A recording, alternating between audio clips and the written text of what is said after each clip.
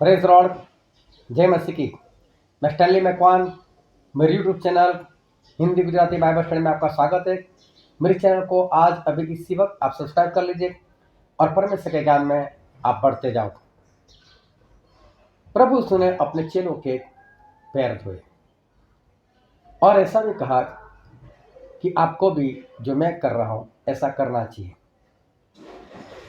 तो क्या हमें मंडली में एक दूसरे के पैर धोने चाहिए?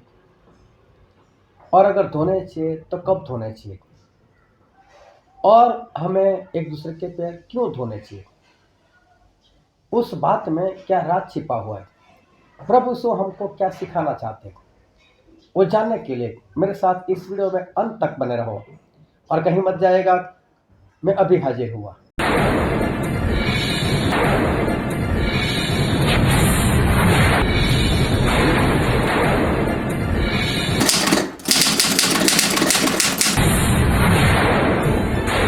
चलो एक वचन पढ़ते हैं। यूहन्ना 13:1-11 वचन। फसह के पर्व से पहले जब यीशु ने जान लिया कि मेरी वह घड़ी आ पहुंची है कि जगत छोड़कर पिता के पास जाऊं, तो अपने लोगों से जो जगत में थे जैसा प्रेम वह रखता था, अंत तक वैसा ही प्रेम रखता रहा। और जब शैतान समौन के पुत्र यहूदा इस्करियोती के मन में यह डाल चुका था कि उसे पकड़वाए, तो भोजन के समय यीशु ने यह जानकर कि पिता सब कुछ मेरे हाथ में कर दिया है और मैं परमेश्वर के पास से आया हूँ और परमेश्वर के पास जाता हूँ, भोजन पर से उठकर अपने कपड़े उतार दिए और अंगोछा लेकर अपनी कमर बांधी। तब बर्तन में पानी भरकर चेलों के पांव धोने और जिस अंगोछे से उसकी कमर बंधी थी उसी से पोंछने लगा। जब शमौन पतरस के पास आया तब उसने उससे कहा, हे प्रभु, क्या तू मेरे पांव धोता है? यीशु ने उसको उत्तर दिया कि जो मैं करता हूँ तू अब नहीं जानता, परंतु इसके बाद समझेगा। पतरस ने उससे कहा, तू मेरे पांव कभी न धोने पाएगा। यह सुनकर यीशु ने उससे कहा, यदि मैं तुझे न धोऊं तो मेरे साथ तेरा कुछ भी साझा नहीं। शमौन पतरस ने उससे कहा, हे प्रभु, तो मेरे पांव ही नहीं वरन हाथ और सिर भी धो दे।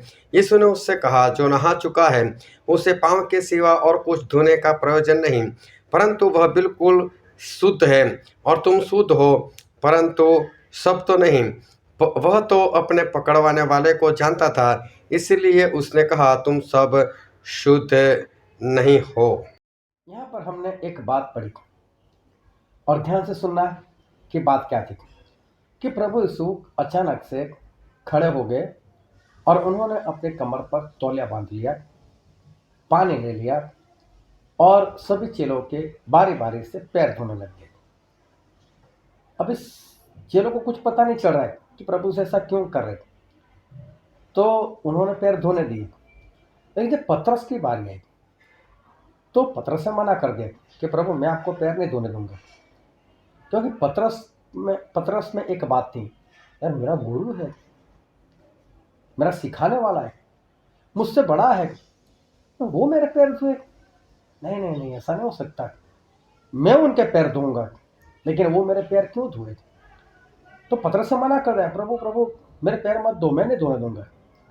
तो प्रभु ने ऐसा बोला और इसी बात पर पूरा राज छिपा हुआ है। अगर तू मुझसे पैर ना धोने दे तो तेरा और मेरा कोई रिश्ता नहीं। मैं पैर धोने के ऊपर प्रभु के साथ का रिश्ता है। अगर प्रभु से पैर धोते हैं तो रिश्ता है पतरस का, और अगर पतरस पैर नहीं धोने देते तो प्रभु यीशु का उसके साथ रिश्ता टूट जाता है। ऐसा क्यों कहा? तो पतरस ने देखा कि पैर धोने अगर मैं नहीं धोने देता तो मेरा तो प्रभु यीशु के साथ रिश्ता ही नहीं रहेगा, और पतरस तो रिश्ता रखना चाहते थे। तो पतरस ने बोला, अगर प्रभु ऐसा है तो आप एक काम करो, मेरे हाथ भी धो लो, मेरा सर भी धो लो। तो प्रभु से बोलते नहीं। अभी देखो इसी बात में राज छुपा है, जो नहाया है उसके पैर धोने के सिवा और कुछ भी धोने की जरूरत नहीं है। ये बात क्या कहना चाहती है? कौन नहाया हुआ है, कहां पर नहाया हुआ है, और जो नहाया हुआ है उसके पैर धोने की क्या जरूरत है? क्या नहाते वक्त उसने पैर नहीं धोए होंगे? तो फिर प्रभु यीशु ये क्या कहना चाहते थे और क्या सिखाना चाहते थे? क्या प्रभु यीशु के जाने के बाद क्या प्रभु यीशु के चेलों ने कभी एक दूसरे के पैर धोए? या पूरा बाइबल पढ़कर मुझसे कमेंट में ये बताओ कि किसी भी चर्च में बाइबल के अंदर ये पैर धोने का काम किया गया क्या? तो आज लोग क्यों एक दूसरे के पैर धोते हैं? ये पास्टर क्यों एक दूसरे के पैर धोने की बात करते हैं? और ज़्यादातर मालूम है कब होता है? जब गुड फ्राइडे वह प्रभु यीशु की मौत का दिन लोग मनाते हैं ना, उस दिन ज़्यादातर चर्च में ये क्रिया होती है एक दूसरे के पैर धोने की। तो प्रभु यीशु पैर धोकर क्या बताना चाहते थे और ये बात क्या थी? चलो एक वचन मैं आपके सामने पढ़ता हूँ और मैं बताता हूँ कि नहाना क्या है और पैर धोना क्या है। निर्गमन 30:17 से 19। और यहोवा ने मूसा से कहा, धोने के लिए पीतल की एक होदी और उसका पाया पीतल का बनाना और उसे मिलाप वाले तंबू और वेदी के बीच में रखकर उसमें जल भर देना और उसमें हारून और उसके पुत्र अपने हाथ पांव धोया करे और स्नान करे। दूसरा इतिहास 4:2-7। फिर उसने एक ढाला हुआ हौद बनवाया जो छोर से छोर तक 10 हाथ तक चौड़ा था। उसका आकार गोल था और उसकी ऊंचाई 5 हाथ की थी और उसके चारों ओर का घेर 30 हाथ के नाप का था और उसके तले उसके चारों ओर एक एक हाथ में 10-10 बेलों की प्रतिमाएं बनी थीं जो हौद को घेरे थीं। जब वह ढाला गया तब ये बेल भी 2 पांति करके ढाले गए और वह 12 बने हुए बेलों पर धरा गया, जिनमें से 3 उत्तर, 3 पश्चिम, 3 दक्षिण और 3 पूर्व की ओर मुंह किए हुए थे और इनके ऊपर हौद धरा था और उन सबों के पिछले अंग भीतरी भाग में पड़ते थे और हौद की मोटाई 14 भर की थी और उसका मोहड़ा कटोरे के मोहड़े की नाई और शोषण के फूलों के काम से बना था और उसमें 3000 बत्त भरकर समाता था।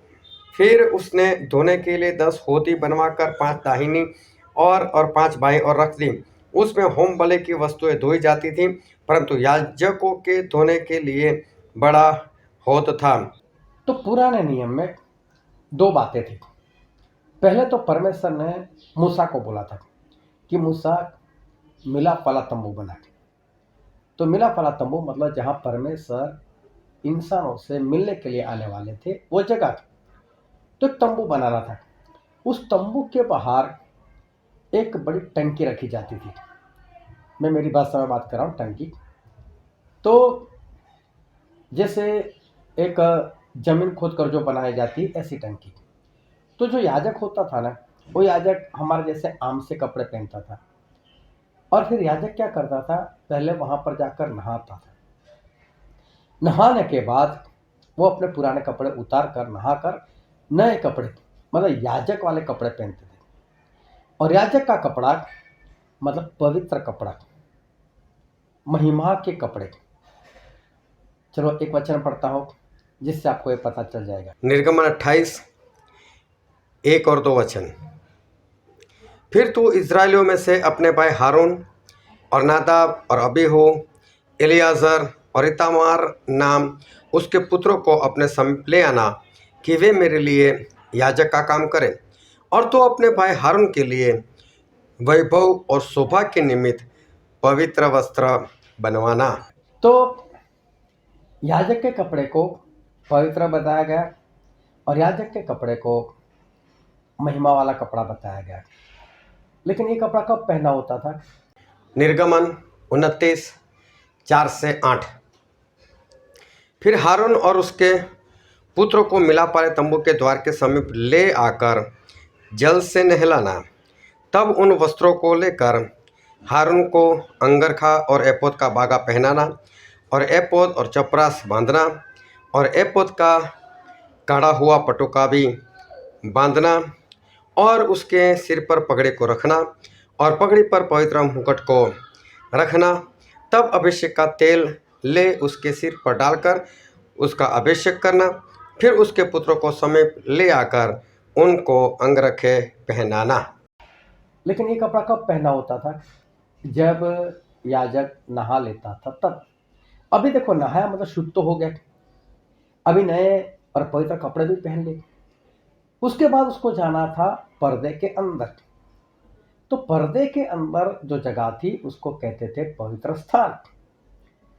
तो याजक अभी पवित्र स्थान में जाते थे और वहां पर जाकर वहां पर एक वेदी बनाई होती थी, वहां पर याजक को बलि देनी होती थी।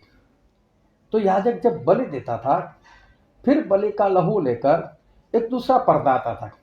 उस पर्दे के भीतर एक और कमरा रहता था, उसको बोलते थे परम पवित्र स्थान। और वहां पर वाचा का संदूक रखा जाता था। उसके ऊपर महिमा से भरे हुए करूब रखे जाते थे। वो दयासन के ऊपर रखा जाता था और उस करूब के बीच में से परमेश्वर याजक के साथ बातें करते थे। और याजक को क्या करना होता था? उस परम पवित्र स्थान में जाने से पहले वहां पर एक टब जैसा रखा हुआ होता था, वहां पर भी पानी होता था। अब याजक को उसमें सिर्फ पैर धोने होते थे और पैर धोकर याजक परम पवित्र स्थान में जाता था। अभी परम पवित्र स्थान में परमेश्वर की उपस्थिति होती थी। अभी देखो, यही बात बाद में जब दाऊद राजा बने, तो दाऊद राजा ने एक बार देखा, क्योंकि उनके महल के बाहर ही ये मिलाप वाला तंबू लगाया हुआ था। तो एक बार दाऊद राजा ने देख लिया। तो दाऊद राजा ने बोला, यार मैं इतने बड़े आलीशान महल में रहता हूँ और मेरे परमेश्वर कपड़ों में रहते हैं, तंबू में रहते हैं, नहीं चलेगा, मैं परमेश्वर के लिए भवन बनाऊंगा। तो दाऊद राजा ने भवन बनाना चाहा। और हम एक वचन पढ़ते हैं, दूसरा शमूएल 7वां अध्याय 2 से 5 और 12 और 13 वचन। तब राजा नातान नाम भविष्यवक्ता से कहने लगा, देख मैं तो देवदार के बने हुए घर में रहता हूँ, परंतु परमेश्वर का संदूक तंबू में रहता है। नातान ने राजा से कहा, जो कुछ तेरे मन में हो उसे कर, क्योंकि यहोवा तेरे संग है। उसी दिन रात को यहोवा का यह वचन नातान के पास पहुंचा कि जाकर मेरे दास दाऊद से कहे कि यहोवा यों कहता है कि क्या तू मेरे निवास के लिए घर बनाएगा? जब तेरी आयु पूरी हो जाएगी और तू अपने पुरखाओं के संग सो जाएगा, तब मैं तेरे निज वंश को तेरे पीछे खड़ा करके उसके राज्य को स्थिर करूँगा। मेरे नाम का घर वही बनाएगा और मैं उसकी राजगद्दी को सदैव स्थिर रखूँगा। जब दाऊद राजा ने भवन बनाना चाहा तो परमेश्वर ने मना कर दिया कि दाऊद तू नहीं बनाएगा, लेकिन तेरा बेटा सुलेमान वो इस भवन को बनाएगा। अब ये भवन सुलेमान ने बनाया। तो ये भवन था तो बहुत बढ़िया, लेकिन उसमें और मिलाप वाले तंबू में पूरी समानता थी। जिस तरह से मिलाप वाले तंबू के बाहर एक टंकी बनाई जाती थी, वैसे ही ये परमेश्वर के भवन के बाहर भी टंकी बनाई जाती थी। फिर पर्दा होता था और पर्दे के अंदर जिस तरह से मिलाप वाले तंबू में पवित्र स्थान होता था, इसी तरह से परमेश्वर के भवन में भी पवित्र स्थान होता था। जिस तरह से याजक नहाकर याजक के कपड़े पहनकर मिलाप वाले तंबू के पवित्र स्थान में प्रवेश करता था, वैसे ही याजक अब नहाकर परमेश्वर के भवन वाले पवित्र स्थान में प्रवेश करता था। जिस तरह वहां पर मिलाप वाले तंबू में वेदी होती थी, इसी तरह से भवन में भी वेदी होती थी। याजक अब वहां पर एक बलि देता था और लहू लेकर वो परम पवित्र स्थान में जाता था। जिस तरह से मिलाप वाले तंबू में, इसी तरह से परमेश्वर के भवन में भी। अभी परमेश्वर के भवन में जाने से पहले, मतलब परम पवित्र स्थान में जाने से पहले एक टब वहां पर भी होता था, वहां पर उसको पैर धोने होते थे, फिर वो अंदर जाता था। अब देखो ये चीज क्या कहना चाहती है। तो ये चीज जो सबसे पहले याजक का बाहर नहाना, वो बपतिस्मा दर्शाता है। बपतिस्मा, जब इंसान बपतिस्मा लेता है तब वो पवित्र स्थान में चला जाता है। और एक वचन हम पढ़ते हैं, इफिसी 2 उसका पहला वचन और उसका 6वां वचन। और उसने तुम्हें भी जिलाया जो अपने अपराधों और पापों के कारण मरे हुए थे, और मसीह यीशु में उसके साथ उठाया और स्वर्गीय स्थानों में उसके साथ बैठाया। तो यहाँ पर हमने पढ़ा कि जब हम पापों में मुर्दा थे तो प्रभु ने हमको जिलाया और परमेश्वर ने हमको स्वर्गीय जगहों में बिठाया। तो क्या बपतिस्मा लेने के बाद हम स्वर्ग में चले जाते? नहीं, इसी दुनिया में रहते हैं। लेकिन स्वर्गीय जगह इसलिए कहा गया कि अब पवित्र आत्मा हमारे साथ, अब परमेश्वर के चमत्कार हमारे साथ, अब अलग सा जीवन, जो पहले हम जीवन जीते थे वैसा नहीं, अभी परमेश्वर वाला जीवन, पवित्र जीवन जीना होता है। फिर क्या होता है, उसमें भी पाप तो हो ही जाता है। जिस तरह से मिलाप वाले तंबू में पवित्र स्थान में जाने के बाद, क्योंकि वो मिलाप वाला तंबू एक जमीन पर खड़ा किया जाता था, तो याजक का जो पैर था वो नीचे से उसको मिट्टी लग जाती थी, और मिट्टी लगने के कारण जब परम पवित्र स्थान में जाता था तो वो मिट्टी धोत कर वो परम पवित्र स्थान में जाता था। जो परमेश्वर का भवन सुलेमान ने बनाया था उसमें भी वही था कि जब वो नहाकर अंदर जाता था पवित्र स्थान में, तो वहां पर मिट्टी उसके पैरों में तो लगती ही थी, और वो मिट्टी परम पवित्र स्थान में जाने से पहले उस मिट्टी को धोकर उसको जाना था। तो ये क्रिया थी, ऐसा होता था। तो पवित्र स्थान मतलब स्वर्गीय जगह। लेकिन अभी हम स्वर्ग में नहीं पहुंच पाए। अभी स्वर्ग में जाने के लिए हमें क्या करना पड़ेगा कि नहाकर, मतलब बपतिस्मा तो ले लिया, स्वर्गीय जगह में आ तो गए, लेकिन अब स्वर्ग में पूर्ण रीति से नहीं पहुंचे, अभी तो इसी धरती पर जीवन जीते। अभी स्वर्ग में जाने के लिए क्या करना पड़ेगा? पैर धोने पड़ेंगे। ये पैर धोना मतलब क्या है वो हम समझते हैं। तो पहला यूहन्ना उसका पहला अध्याय और 7 वचन से लेकर 10 वचन तक हम पढ़ते हैं। पर यदि जैसा वह ज्योति में है वैसे ही हम भी ज्योति में चले तो हम एक दूसरे से सहभागिता रखते हैं, और उसके पुत्र यीशु का लहू हमें सारे पापों से शुद्ध करता है। यदि हम कहें कि हम में कुछ भी पाप नहीं तो अपने आप को धोखा देते हैं और हम में सत्य नहीं। यदि हम अपने पापों को मान लें तो वह हमारे पापों को क्षमा करने और हमें सब अधर्म से शुद्ध करने में विश्वास योग्य और धर्मी है। यदि कहे कि हमने पाप नहीं किया तो उसे झूठा ठहराते हैं और उसका वचन हम में नहीं है। तो यहाँ पर हमने पढ़ा कि जैसे परमेश्वर ज्योति में है वैसे अगर हम भी ज्योति में रहे तो हमें एक दूसरे के साथ संगति है, और प्रभु यीशु का लहू हमें सारे पापों से शुद्ध करता है। अभी देखो, प्रभु ने सारे पापों से हमें शुद्ध कर दिया। कब? जब हम प्रकाश में आए। तो प्रकाश क्या है? तो भजन संहिता 119 और 105, तेरा वचन मेरे पाँव के लिए दीपक और मेरे मार्ग के लिए उजियाला है। यहाँ पर ऐसा लिखा है कि परमेश्वर का वचन हमारे लिए दीपक और परमेश्वर का वचन ही हमारे लिए ज्योति है। तो परमेश्वर का वचन हमारे लिए प्रकाश है, ज्योति है। जब हम परमेश्वर के वचन में आते हैं तो हमें पता चलता है कि हमने तो बहुत गुनाह किया है, हमने तो पाप किया है। तो पापों को मिटाने के लिए क्या करना है? जिस वक्त पतरस ने पहली बार प्रचार किया तो सभी लोगों ने सुना, तो सब लोग पतरस के पास आए, उनको वचन के ऊपर विश्वास आया। वचन मतलब प्रकाश में आए। तो पतरस को पूछा, पतरस अब हम क्या करें? तो बाइबल में ऐसा लिखा है, प्रेरितों के काम उसका 2 अध्याय 37 और 38। तब सुनने वालों के हृदय छिद गए और वे पतरस और शेष प्रेरितों से पूछने लगे कि हे भाइयों, हम क्या करें? पतरस ने उनसे कहा, मन फिराओ और तुम में से हर एक अपने अपने पापों की क्षमा के लिए यीशु मसीह के नाम से बपतिस्मा ले, तो तुम पवित्र आत्मा का दान पाओगे। तो यहाँ पर जब लोगों ने पतरस को पूछा, पतरस हम क्या करें? तो पतरस ने क्या बोला? मन फिराओ, पश्चाताप करो और अपने पापों की क्षमा के लिए बपतिस्मा लो, और तुम्हें पवित्र आत्मा दिए जाएंगे। तो बपतिस्मा कैसे होता है? डूबकर होता है। तो ये है नहाना। तो जब इंसान नहा लेता है, तो जब वो बपतिस्मा लेता है तो प्रभु यीशु का लहू उसे सारे पापों से शुद्ध कर देता है। बपतिस्मा का पानी वो इंसान के लिए लहू बन जाता है। कैसे? एक वचन पढ़ते हैं, रोमिया उसका 6 अध्याय 3 और 4 वचन। क्या तुम नहीं जानते कि हम जितनों ने मसीह यीशु का बपतिस्मा लिया तो उसकी मृत्यु का बपतिस्मा लिया, सो उस मृत्यु का बपतिस्मा पाने से हम उसके साथ गाड़े गए, ताकि जैसे मसीह पिता की महिमा के द्वारा मरे हुओं में से जिलाया गया वैसे ही हम भी नए जीवन की सी चाल चले। तो यहाँ पर लिखा है कि जिसने प्रभु यीशु के नाम का बपतिस्मा लिया, उसने प्रभु यीशु की मौत का बपतिस्मा लिया। बपतिस्मा का मतलब में डूबना। तो बपतिस्मा लिया मतलब प्रभु यीशु की मौत में बपतिस्मा लिया, मतलब प्रभु यीशु की मौत में डूब गए। तो प्रभु यीशु की मौत कैसे हो गई? लहू बहने के कारण मौत हो गई। तो प्रभु यीशु के लहू में डूबना वो सही बपतिस्मा है। तो जब इंसान मन फिराकर वो बहते हुए पानी में जब डूबता है, तब वो पानी उसके लिए प्रभु यीशु का लहू बन जाता है। तो वो लहू में नहाकर बाहर निकलता है, अब वो शुद्ध हो गया। तो पहला यूहन्ना 1 के 7 में यही लिखा है कि प्रभु यीशु का लहू उससे सारे पापों शुद्ध करता है।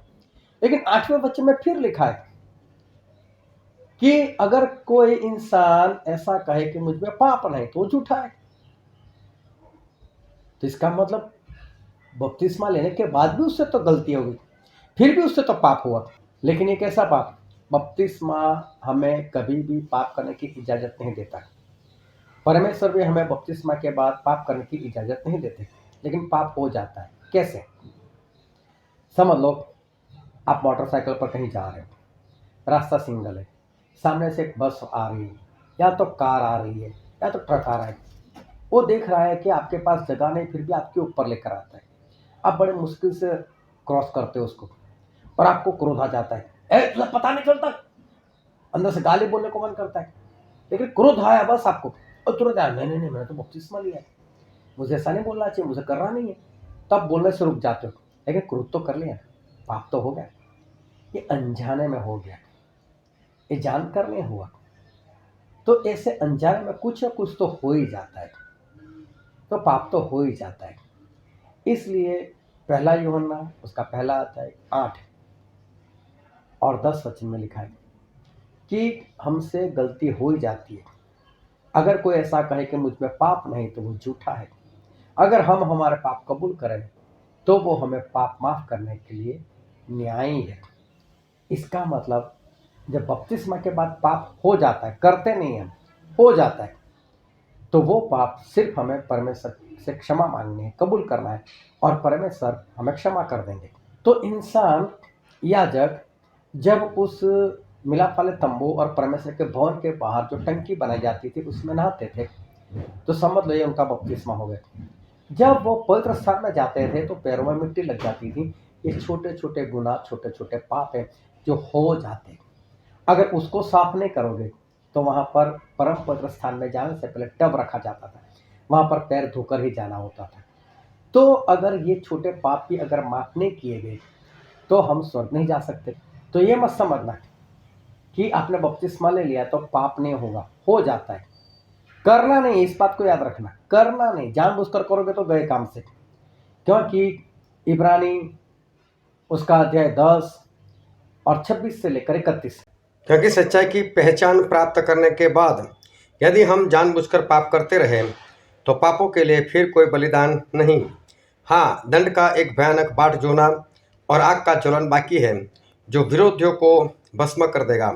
जबकि मूसा की व्यवस्था का न मानने वाला 2 या 3 जनों की गवाही पर बिना दया के मार डाला जाता है, तो सोच लो कि वह कितने और भी भारी दंड के योग्य ठहरेगा, जिसने परमेश्वर के पुत्र को पांवों से रौंदा है और वाचा के लहू को, जिसके द्वारा वह पवित्र ठहराया गया था, अपवित्र जाना है और अनुग्रह की आत्मा का अपमान किया है। क्योंकि हम उसे जानते हैं जिसने कहा है कि पलटा लेना मेरा काम है, मैं ही बदला दूंगा।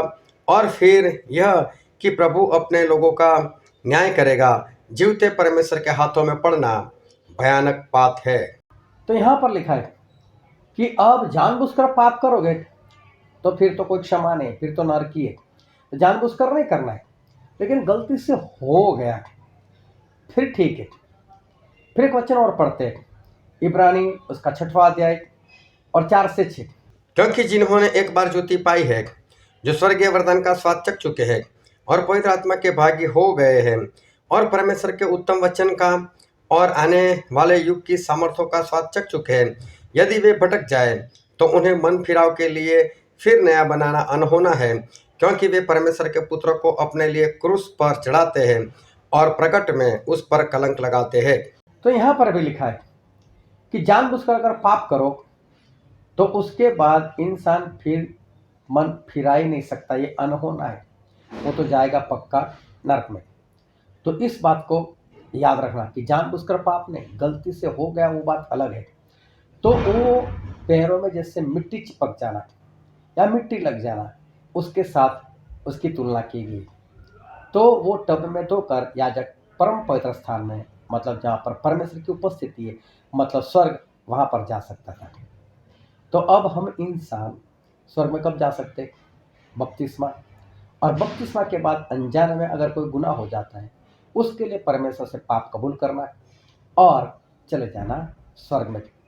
और इसलिए नीति वचन उसका 28वां अध्याय और 13 वचन में लिखा है, जो अपने अपराध छिपा रखता है उसका कार्य सफल नहीं होता, परंतु जो उनको मान लेता और छोड़ भी देता है उस पर दया की जाएगी। अगर हम हमारे पाप कबूल करेंगे तो परमेश्वर हमको क्षमा कर लेंगे। अब दूसरी बार बपतिस्मा नहीं लेना है, बस सिर्फ पैरों को धोना है। तो प्रभु यीशु जो पैर धो रहे थे वो यही दर्शा रहे थे कि आप लोग शुद्ध तो हो गए, आप नहाए हो।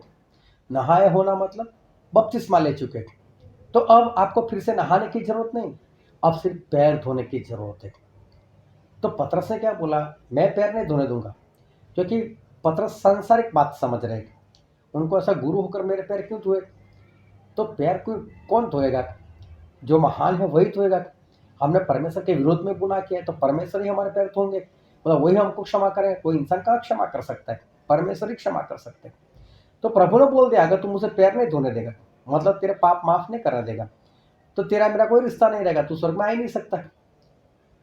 तो पतरस बोलते हैं, फिर ऐसा करो, सर भी धो लो, हाथ भी धो लो। बोले नहीं, नहाया हुआ तो शुद्ध है, बस अब पैर के सिवा कुछ धोने की जरूरत नहीं है। लेकिन वहां पर यहूदा इस्करियोती भी थे, वो तो नहाकर फिर जानबूझकर पाप करते थे। तो परमेश्वर ने बोल दिया, वो तो नाशी हो जाएगा, वो नहीं बचाया जाएगा। तो प्रभु उसने पैर धोए और लोगों को भी बताया कि पैर धोना, मतलब आपके विरोध में अगर कोई गलती करता है, आपके विरोध में अगर कोई पाप करता है, उसको माफ करना सीखो। पैर धोने से कुछ नहीं होता। आप मंडली में जाकर कितनी भी बार पैर एक दूसरे के धो रहे, उससे कुछ नहीं होगा। पैर धोना मतलब आपके विरोध में अगर किसी ने गुनाह किया, आप उसको क्षमा करना सीखो। आप उसको क्षमा कर दो, परमेश्वर भी आपको क्षमा करेंगे। क्योंकि प्रभु ने जब प्रार्थना सिखाई तो उसमें ऐसा सिखाया, मत्ती 6:12, और जिस प्रकार हमने अपने अपराधियों को क्षमा किया है वैसे ही तू भी हमारे अपराधों को क्षमा कर। इंसान खुद कबूल करता है, जिस तरह से हम हमारे अपराधियों को क्षमा करते हैं, उसी तरह से आप हमारे अपराधों को क्षमा करो। जैसे आप क्षमा करोगे ना, वैसे ही परमेश्वर आपको क्षमा करेंगे। अगर आपने सही रीति से क्षमा नहीं किया तो परमेश्वर भी आपको क्षमा नहीं करेंगे और वापस आप नरक में चले जाओगे।